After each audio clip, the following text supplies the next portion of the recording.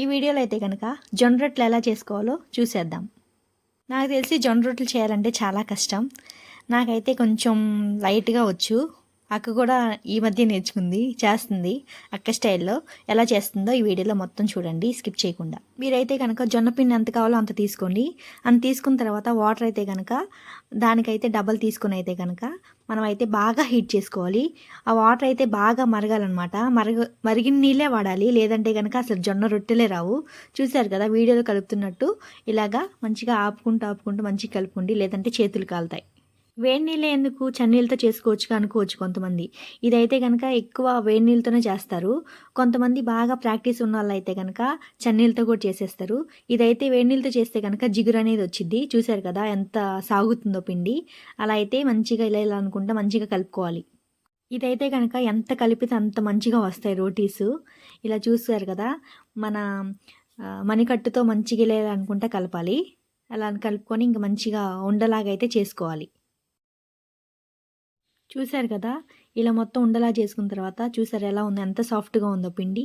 అలా చేసుకుని ఇలా బాల్లా చేసుకోవాలి. కొంతమంది అయితే ప్రాక్టీస్ ఉన్న వాళ్ళు అయితే కనుక పిండితో చేసేస్తారు. మాకు సరిగ్గా రాదు కాబట్టి కొంచెం ఆయిల్ వేసి చేస్తాం అనమాట. అసలు అయితే ఆయిల్ చేయకూడదు, బట్ ఆయిల్ వేసుకొని అయితే కనుక ఇలా చేసుకోవాలి. ఇలా చేసుకుంటే కనుక మీకు కొంచెం ఈజీగా అవుద్ది. ఒకసారి ట్రై చేయండి మీరు కూడా. ఇలా అయితే ఆయిల్ వేస్తే కనుక ఇంకా అతుక్కుపోదు పిండి. ఇంకా మనకైతే కొంచెం ఈజీగా ఉంటుంది. ఇదొక టిప్ అనమాట. ఎలా ఉంది టిప్పు? నచ్చితే కామెంట్ చేయండి. ఇది కొంచెం చూసారా, వీడియోలో చెప్పినట్టయితే కనుక మంచిగా ఇలా తిప్పుకుంటూ అనుకోండి.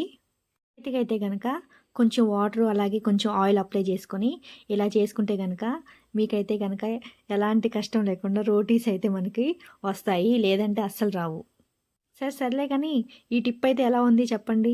పాలిథీన్ కవర్ ఉంటుంది కదా, అదే అనమాట అది.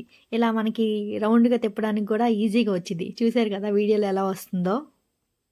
ఇంకైతే కనుక ఎన్ని రోటీస్ కావాలంటే అన్ని రోటీస్ అయితే ఇలాగా ఈజీగా చేసేసుకోవచ్చు మనం. ఇంకైతే కనుక రోటీ ప్యాన్ తీసుకున్న తర్వాత అయితే కనుక అదైతే బాగా హీట్ అవ్వాలి. హీట్ అయిపోయిన తర్వాత అయితే మంచిగా కాటన్ క్లాత్తో అయితే కనుక తుడుచుకోవాలి. తుడుచుకున్న తర్వాత అయితే కనుక రోటీ మొత్తం దాని మీద వేసేయాలి ఇలాగా. మేమైతే కనుక ఆయిల్ యూజ్ చేసాం కాబట్టి ఇంకా దాని మీద అయితే వాటర్ వేయట్లేదు. ఒకవేళ ఆయిల్ యూజ్ చేయని వాళ్ళు అయితే కనుక కొంచెం వాటర్ చల్లుకోవచ్చు. వాటర్ చల్లుకొని ఇలాగా కొంచెం హీట్ అయిపోయిన తర్వాత అయితే కనుక మనం ఇంకా తిప్పుకోవాలి దాన్ని.